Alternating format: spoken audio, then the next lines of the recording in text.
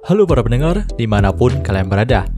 Balik ke channel Christopher. Oke, dan video kali ini gue mau membahas LN Berserk of Gluttony. For your information, LN ini juga katanya akan direalisasikan dalam anime pas Oktober nanti teman-teman.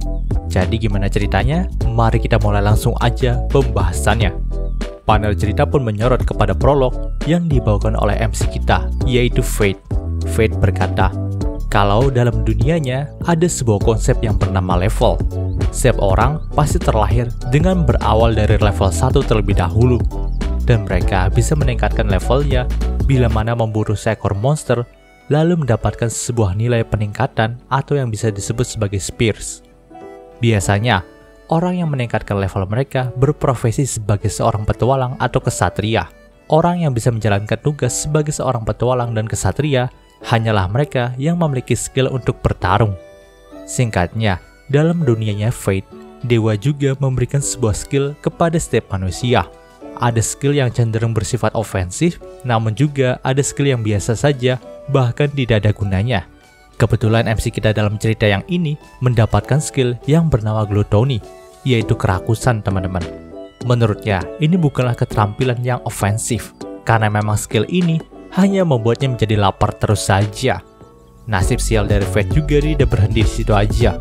Saat dia masih muda, ayahnya pun meninggal karena suatu penyakit. Dan dia diusir dari desanya karena dianggap sebagai orang yang tidak berguna karena skill Gluttony-nya itu.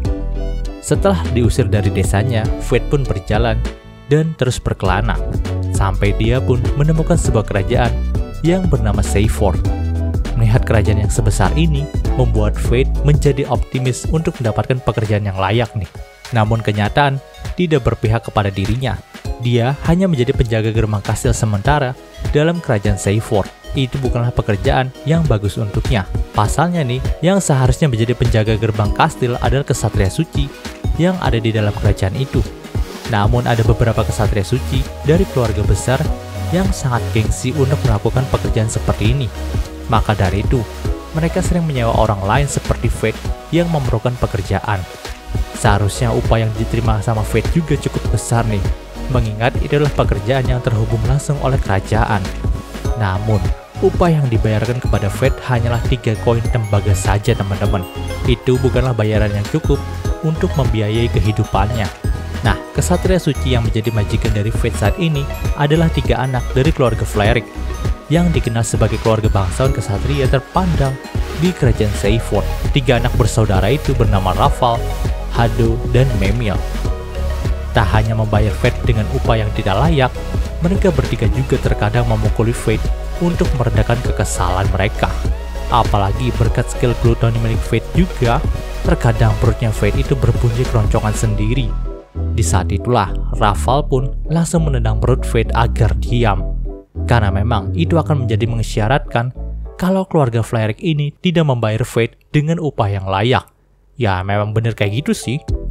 Namun, tidak sepenuhnya orang di sana itu jahat kepada Fate. Saat dia dipukul sama Fleric bersaudara, ada seorang kesatria wanita cantik berambut blonde yang menghentikan aksi mereka nih.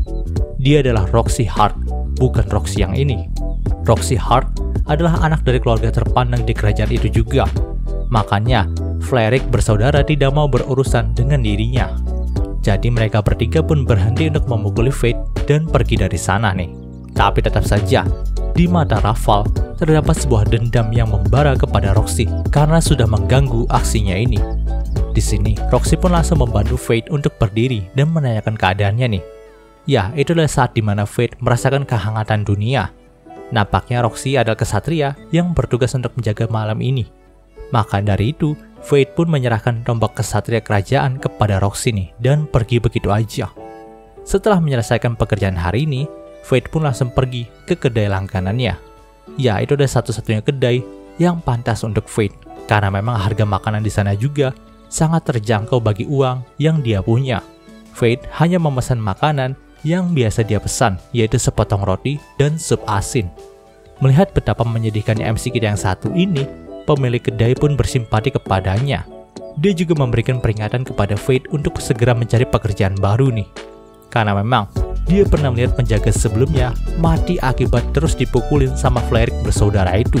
Mendengar cerita dari pemilik kedai, Fate pun hanya bisa pasrah saja. Jika saja dia mengundurkan diri dalam pekerjaan kali ini, maka Flarerik bersaudara juga tidak akan membiarkannya gitu aja. Jadi, hanya tinggal menunggu waktu aja untuk Fate bernasib sama seperti penjaga yang diceritakan tadi. Saat perjalanan pulang dari kedai, Fate pun sempat melihat ke arah kastil nih yang sedang dijaga sama Roxy. Karena memang dia juga cukup khawatir sama nasibnya Roxy.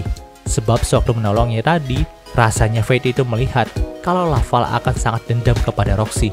Namun, saat itu, dia malah memergoki ada beberapa bandit yang masuk ke dalam kastil melalui titik buta penjagaan nih.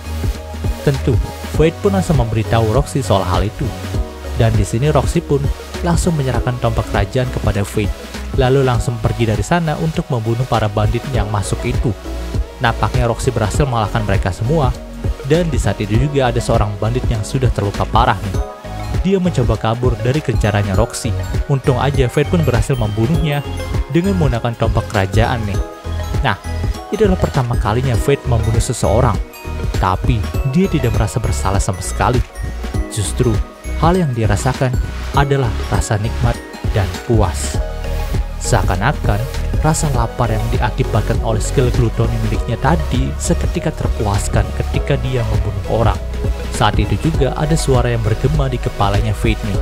Suara itu berkata kalau skill glutoni dari Fate telah aktif dan Fate mendapatkan peningkatan status kekuatan juga skill tambahan sebagai berikut teman-teman.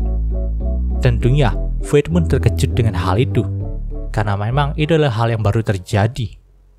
Dia tidak menyangka kalau skill glutoni miliknya bisa menyerap status kekuatan orang yang telah dibunuhnya, bahkan mengambil skill milik lawannya juga. Setelah itu, Roxy pun datang menghampiri Fate di depan kastil nih. Di sini Roxy pun cukup senang karena Fate itu baik-baik aja. Dan ketika tangan Roxy itu tidak sengaja menyentuh Fate, Fate bisa merasakan perasaan khawatir dari Roxy terhadap dirinya. Mungkin saja itu karena skill telepati yang baru dia dapatkan tadi. Di sini, Fate pun berkata kepada Roxy untuk tidak mengikut sertakan namanya dalam penangkapan bandit kali ini. Karena jika hal itu sampai terjadi dan diketahui oleh Flarerik bersaudara, maka mereka tidak akan membiarkannya nih. Di sini, Roxy pun setuju dengan hal itu. Tapi dia memberikan kesempatan bagi Fate untuk bergabung menjadi pelayan keluarga Hart saja. Daripada Fate itu terus hidup menderita dengan cengkeraman keluarga Flarerik, bukankah lebih baik dirinya bergabung bersama keluarga Hart? Tentu, ini adalah pilihan yang cukup mudah bagi Fate. Dia pun memutuskan untuk menjadi pelayan keluarga Hart saja. Di sini, Roxy pun cukup senang ketika mendengar keputusan dari Fate. Jadi ia pun meminta Fate untuk datang ke kediamannya 2 hari dari sekarang. Panel cerita pun berpindah ke gubuk kecil milik Fate nih. Setelah membantu Roxy dalam pembasmian para bandit, Fate pun langsung pulang ke gubuknya untuk beristirahat. Dia juga merenungi kekuatan miliknya yang baru saja bangkit nih. Fate tidak menyangka kalau skill yang selama ini dia remehkan malah bisa membuatnya semakin kuat. Tapi untuk menjadi lebih kuat lagi, dia pun memutuskan untuk mulai berburu monster mulai besok nih. Keesokan harinya, Fate pun langsung menuju ke distrik perdagangan untuk membeli sebuah pedang terlebih dahulu sebelum berburu. Walaupun dia memiliki upah yang sangat sedikit sebagai penjaga kastil, tapi dia memiliki tabungan sebesar 2 koin perak hasil selama 5 tahun dia bekerja sebagai penjaga kastil. Namun tentunya bukan pedang super mewah yang bisa didapatkan dengan 2 koin perak saja.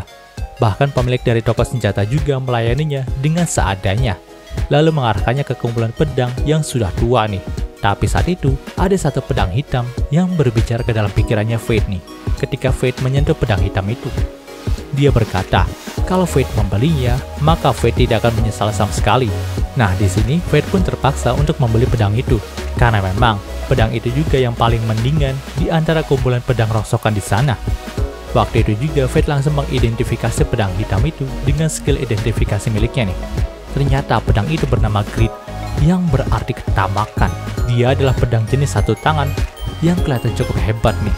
Maka dari itu, saat Fate mengajak Grid untuk langsung memburu monster, pas hari itu juga, Grid pun langsung setuju aja nih. Panel cerita pun berpindah ke pinggiran hutan yang kabarnya penuh dengan monster goblin. Nah, saat itu, Fate pun melihat goblin yang sedang bersembunyi di semak-semak yang cukup tinggi nih. Tapi Grid pun berkata kalau Fate jangan menyerang goblin itu dengan sembarangan, karena pastinya ada beberapa goblin lagi yang bersembunyi di sana. Ada pepatah berkata, kalau satu goblin menghadang, pasti ada 100 goblin lainnya yang bersembunyi di semak-semak. Maka dari itu, Fate pun langsung bergerak ke arah titik buta sang goblin dan menerekamnya secara diam-diam. Nah, gregetnya teman-teman, tebasan dari Fate itu langsung bisa membunuh sang goblin gitu aja. Tentu Fate pun langsung mendapatkan semua status dari goblin yang tadi dia bunuh, juga skill yang dia miliki. Kebetulan, skill yang dirampas kali ini adalah Strength Boost atau peningkatan kekuatan fisik. Tapi skill yang direbutnya kali ini masih dalam skala rendah. Maklum, skill itu direbut dari seekor goblin yang berlevel 2 saja. Nampaknya, membunuh satu goblin saja belum cukup untuk memuaskan hasrat dari Fate.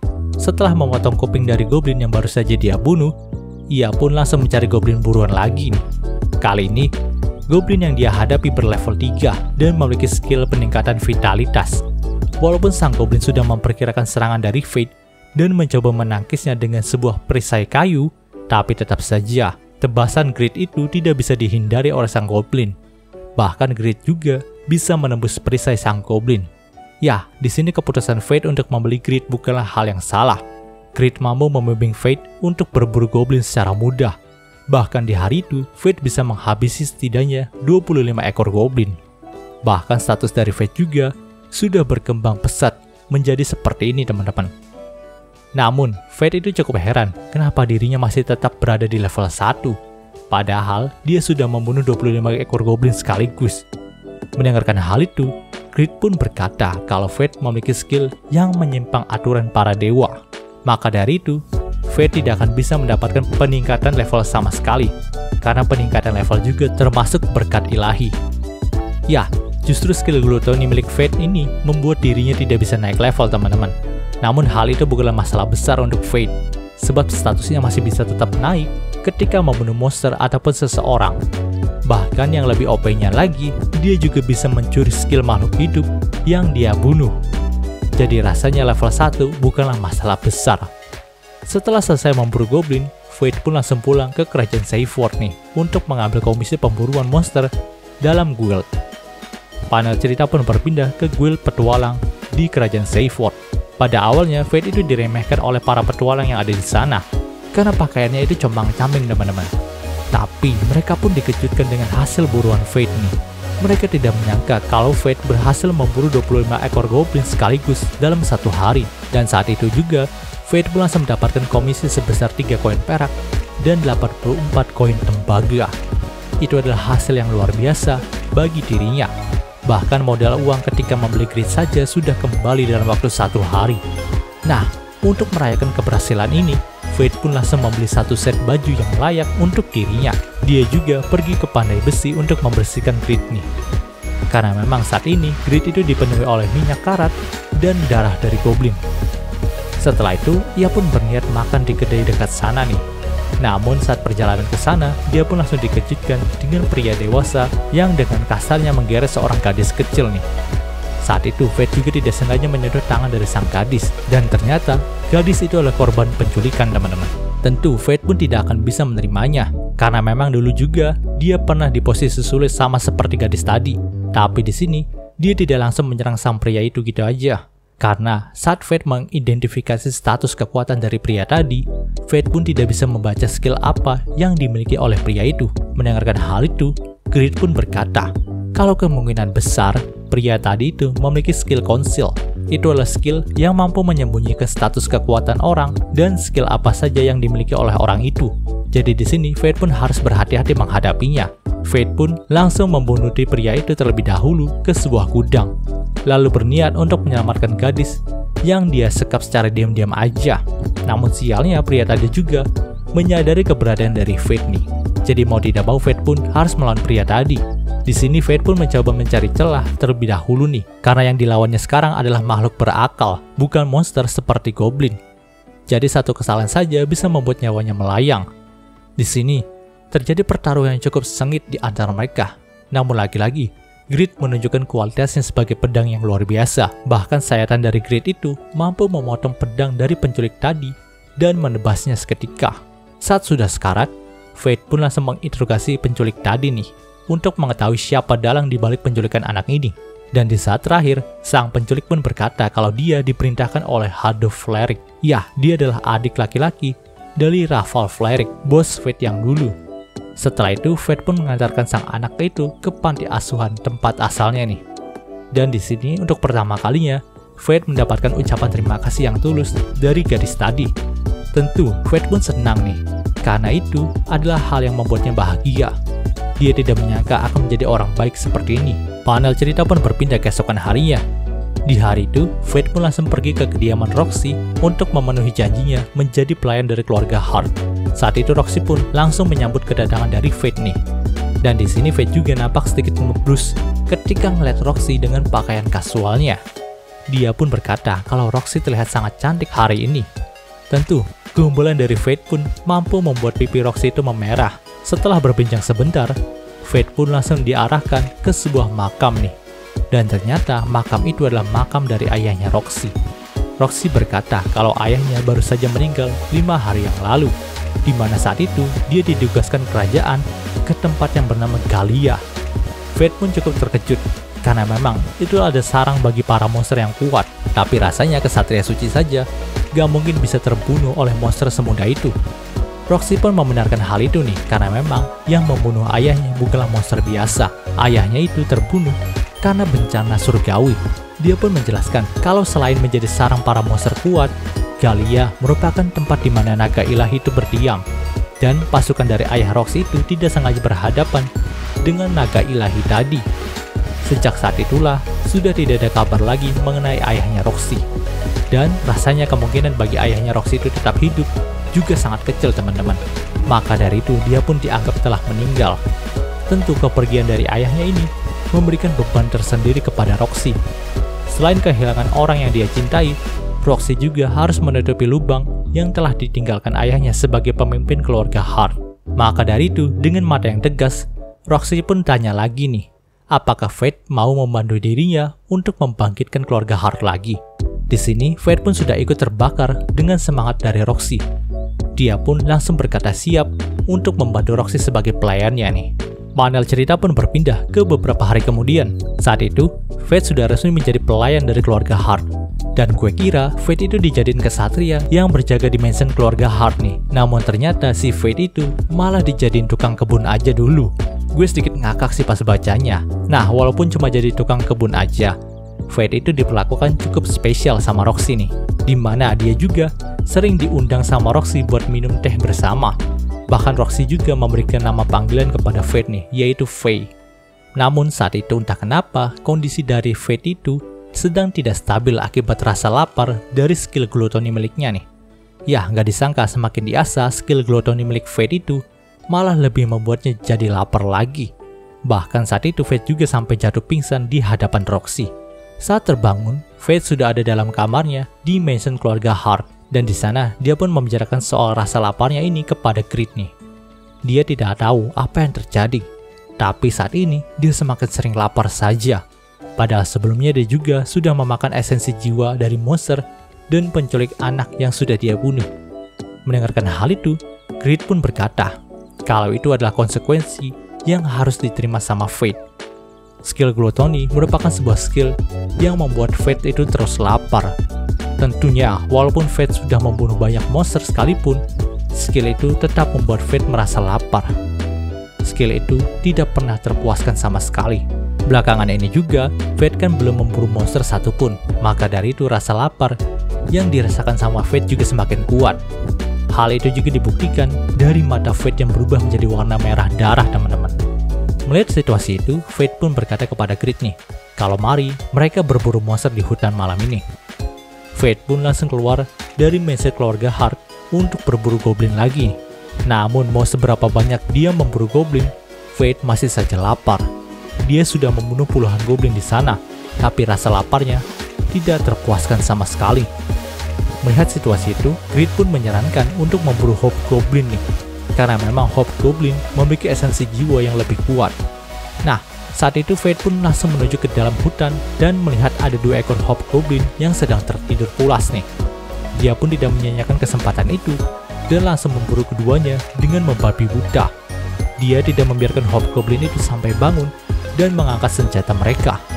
Ketika sudah menghabisi kedua Hobgoblin tadi, rasa lapar Fate pun sudah terpuaskan. Saat itu, dia juga berniat untuk beristirahat sejenak di atas pohon nih, agar para monster lain tidak bisa menyerangnya secara tiba-tiba. Namun saat dia baru saja melepas rasa lelahnya, Fate pun melihat monster goblin yang berukuran 2 kali lipat dari tinggi badannya. Tentu, Fate pun langsung mengaktifkan skill identifikasinya untuk melihat monster itu. Dan ternyata, yang dilihat sama Fate adalah King Goblin. Itu adalah monster yang cukup langka. Dan karena status kekuatan mereka juga nggak terlalu beda jauh, Grid pun menyarankan Fate untuk membunuh monster itu. Di sini Fate pun mengiyakannya nih, tapi dia tidak berhadapan langsung dengan King Goblin itu. Dia menunggu sampai King Goblin itu tertidur, lalu menebas tangan kanannya terlebih dahulu. Rencana yang dia buat pun berhasil nih. Tangan kanan dari King Goblin sudah tertebas dan posisinya sekarang lebih menguntungkan bagi Fate sendiri. Namun hal itu nggak membuat King Goblin pasrah diburu sama Fate gitu aja. Dia pun langsung melayangkan serangan gadanya kepada Fate. Untung saja Fate bisa menghindari serangan yang dilayangkan oleh King Goblin itu. Bahkan Fate juga bisa mementalkan gada dari King Goblin saat dia menyerang pergelangan tangan dari King Goblin. Sudah kehilangan senjatanya, King Goblin pun langsung menyerang Fate dengan pukulan keras nih. Tapi lagi-lagi Fate bisa menghindarinya dengan mudah. Dia juga bisa menembus lengan kiri dari King Goblin ketika monster itu sedikit lengah. Tentu, King Goblin pun langsung tertunduk kesakitan ketika menerima serangan itu. Di saat terakhir, Fate pun langsung menebas kepalanya. Setelah mengalahkan King Goblin, Fate nggak hanya mendapatkan peningkatan status saja, tapi juga mendapatkan skill baru, yaitu Auto Recovery, teman-teman, yang membuat lukanya saat melawan King Goblin tadi menjadi sembuh seketika. Di saat itulah Grid mulai berkata kepada Fate kalau mungkin inilah saatnya untuk berevolusi. Tentu Fate pun cukup bingung dengan perkataan dari Grid nih. Jadi ia pun menjelaskan kalau memang Fate itu harus bisa membuatnya berevolusi ke bentuk keduanya dengan cara mengorbankan seluruh status dari Fate. Tentu Fate pun gak mau dong dengan hal itu. Tapi Grid berkata lagi, kalau Fate tidak melakukannya, maka Fate akan kehilangan kualifikasi untuk menjadi masternya nih. Jadi mau gak mau Fate itu harus melakukannya. Namun status milik Fate itu nggak hilang gitu aja, teman-teman. Status Fate itu masih ada, tapi kembali ke status dimana Fate baru pertama kali ketemu sama si Grid. Dan inilah status dari Fate saat setuju untuk membuat Grid berevolusi. Lalu inilah bentuk dari Grid ketika dia sudah berevolusi, teman-teman. Ya, bentuk Grid kali ini adalah sebuah busur, tapi dia juga masih bisa kembali ke bentuk pedangnya. Namun yang membedakan di sini, sekarang Grid jauh lebih kuat dibandingkan sebelumnya ketika dia belum berevolusi, teman-teman. Dan cerita di part ini pun berakhir. Oke, mungkin sudah pembahasan untuk Berserk of Gluttony kali ini. Jika kalian suka video ini, jangan lupa untuk like, komen, dan juga subscribe dan juga share agar gue lebih semangat lagi dalam membuat video dalam channel ini. Terima kasih telah mendengarkan detik-detik ini. Gue Gary Christopher, signing off.